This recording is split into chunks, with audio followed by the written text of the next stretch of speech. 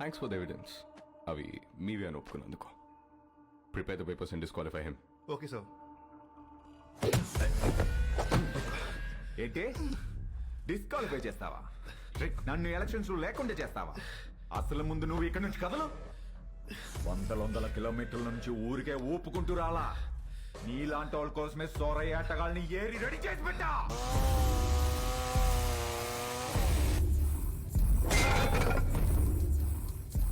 వాళ్లతో గాని ఒక చూపు చూడండి రా అన్నాను అనుకో, సందుకో శవం తేలుద్ది, మీ ఫ్యామిలీతో సహా. ఏంటి భయపడుతున్నావా? ఫైనల్ గా జరిగేది నేను చెప్తున్నా విను. ఈ ఊళ్ళో ఎలక్షన్ జరుగుద్ది, నా పార్టీ గెలుచుద్ది, నా జెండా ఎగురుద్ది. దమ్ముంటే ఆపు.